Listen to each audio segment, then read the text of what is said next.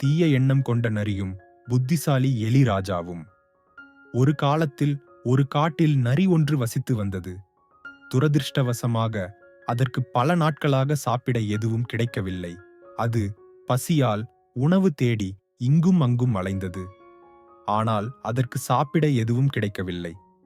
கடைசியில் சோர்வாகவும் ஏமாற்றமாகவும் இருந்ததால் ஒரு மரத்தடியில் அமர்ந்தது. அப்போது ஏராளமான எலிகள் வரிசையாக நடந்தும் விளையாடியும் ஓடுவதைக் கண்டது. அவர்களுடைய ராஜா அவர்களை வழிநடத்திச் சென்றார். அவர்களை ஒன்றாக பார்த்ததும் நரி மகிழ்ச்சியில் துள்ளி குதித்தது. உணவு வேட்டைதான், இப்போது நான் மனதாரச் சாப்பிட முடியும். இவர்கள் பல நாட்களுக்கு எனக்கு உணவு வழங்குவார்கள் என்று நினைத்தது நரி. அந்த நரி மிகவும் புத்திசாலியாக இருந்ததால் உடனே செயல்படாமல் சற்று யோசித்தது. இப்போதே எலிகளை தாக்க முயன்றால் ஒரே ஒரு எலியை மட்டுமே பிடிக்க முடியும் என்று அது நினைத்தது. மற்றவர்கள் பயந்து ஓடிவிடுவார்கள் என்று சிந்தித்தது. எனவே அது ஒரு திட்டம் தீட்டியது. மறுநாள் காலையில் நரி எலிகளின் துளைக்கு வெளியே ஒற்றை காலில் நின்றது. சூரியனை நோக்கி ஆழ்ந்த தவம் செய்வது போல் காட்சியளிக்கத் தொடங்கியது. சிறிது நேரத்தில் எலிகள் ஒவ்வொன்றாக தங்கள் துளையிலிருந்து வெளியே வந்தன. வெளியே வந்த எலிகள் நரி ஒற்றை காலில் நிற்பதை பார்த்தன.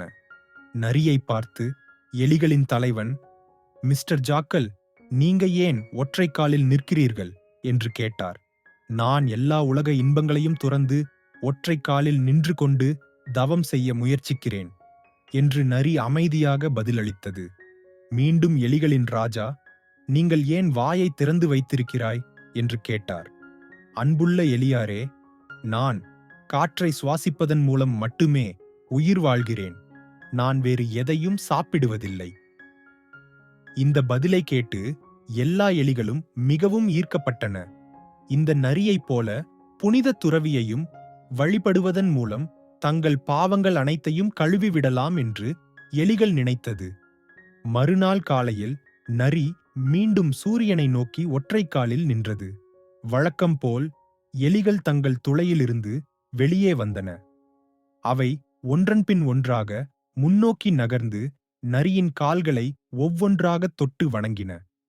கடைசியாக வந்த எலி முன்னோக்கி குனிந்து நரியின் கால்களை தொட முயன்றதும் நரி விரைவாக எலியை பிடித்து விழுங்கியது. மற்ற எலிகளுக்கு அது தெரியவில்லை. இது சில நாட்களுக்கு தொடர்ந்து கொண்டே இருந்தது.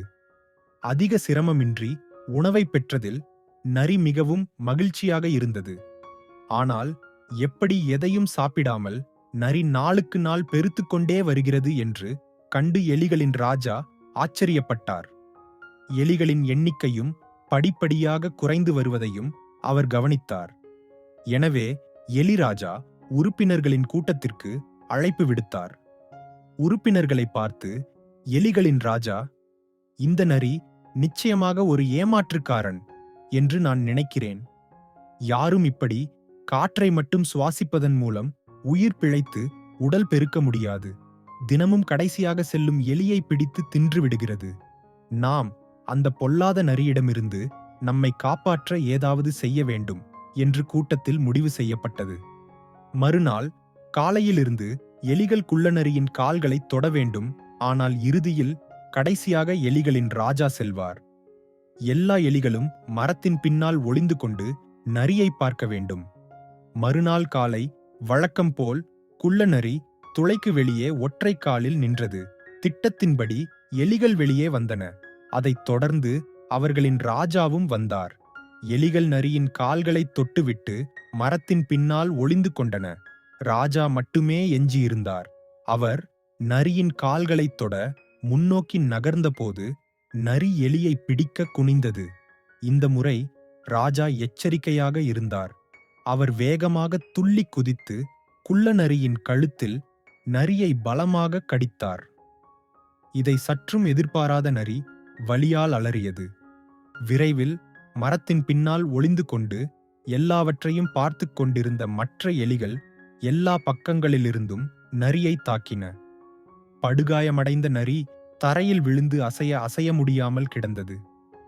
அப்போது பசியால் வாடித் திரிந்த ஓநாய் ஒன்று அடிபட்ட குள்ளநரியை பார்த்ததும் அது அதைக் கொன்று சாப்பிட்டது. எல்லா எலிகளும் வேகமாக தங்கள் குழிக்குள் ஓடி தங்கள் ராஜாவிற்கு நன்றி தெரிவித்தன. தீய எண்ணங்கள் கொண்ட அந்த நரி தனது செயலுக்கு தண்டனை பெற்றது. நீதி: தீய எண்ணங்கள் நம்மை வீழ்த்திவிடும். ஒருவர் தனது தவறுகளுக்கு எப்போதும் தண்டிக்கப்படுவார்கள். ஆகையால் என்றும் நல்லதையே நினைப்போம், நல்லதையே செய்வோம்.